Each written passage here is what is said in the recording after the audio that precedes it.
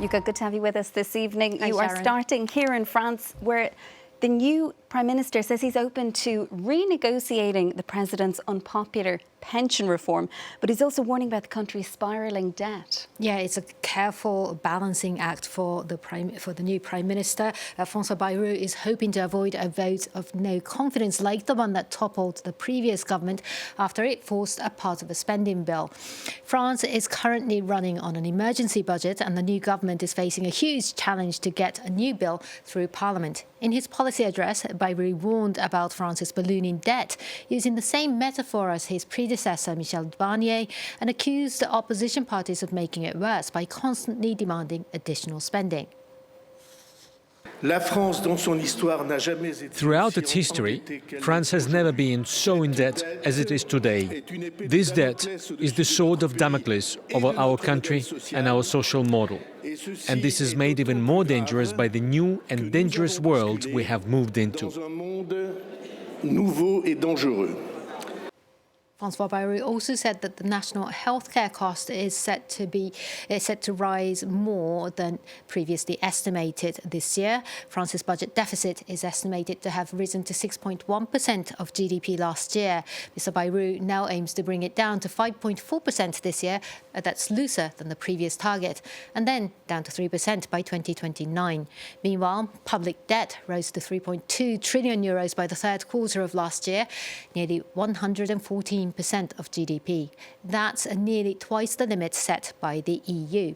More debt means more interest payments. Last year, debt servicing costs accounted for roughly 7% of the annual budget. And the ongoing political crisis has made it even more expensive for the French government to borrow money in financial markets. The yield on France's 10-year bond has risen to almost 3.5% against Germany's 2.6%. The so-called spread between those sovereign bond yields has risen to its highest level in years, nearly double what it was in March of last year, Sharon. And Yuka, across the Atlantic, the clock is ticking for TikTok to face a possible ban in the US. Some users starting to migrate already to other platforms. Yeah, the US Supreme Court is expected to deliver its ruling soon on whether to uphold a law passed last year that forces TikTok's Chinese owner ByteDance to either sell its US operation or face a ban on concern the Beijing government could access personal data. If upheld, that law will come into effect on Sunday. Many of TikTok's 170 million users in the United States are flocking to another Chinese social media app to protest the ban. Since Monday, Xiaohongshu, or Red Note in English, has been the most downloaded app on Apple's App Store in the United States, as tens of thousands of new accounts have been set up with the hashtag TikTok refugees. Let's take a look at the stock markets, Yuka. Wall Street ended the day on a mixed note, with the Dow Jones and the S&P rising in the final hour of trading and the Nasdaq paring back earlier losses, as you can see, as traders turned their focus on a new consumer price index data due out on Wednesday. Producer price data released today showed a moderate rise in December. Finally then, a remote island in the middle of the Atlantic has a big ambition. It's aiming to become carbon neutral. That island is St. Helena, of course, where Napoleon was sent into exile and died. The tiny British territory is now a proud owner of the world's remotest EV charging point. Although the island currently only has 4 electric cars, it hopes to go all electric and wean itself off of imported fossil fuels. Elitsa Gadeva has the story. This is St. Helena, a volcanic island in the middle of the South Atlantic. The nearest country is Namibia, located nearly 2,000 kilometers away.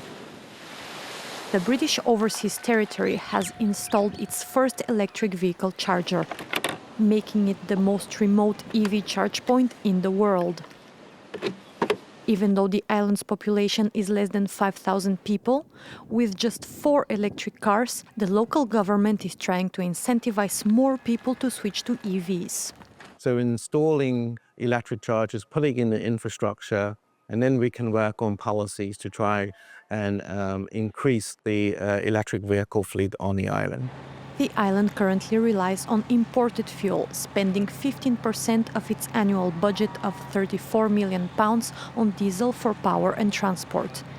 It's now aiming to increase its renewable power from 25% to 80% in the next years.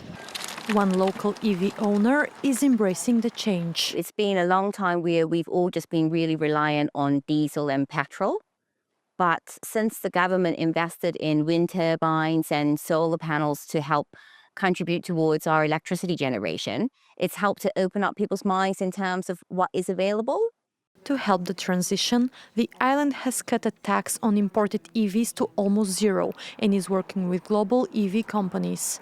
But for many, electric cars remain an expensive luxury. A tiny island with big green ambitions. Yuka, thank you so much for taking us through all of the day's business news.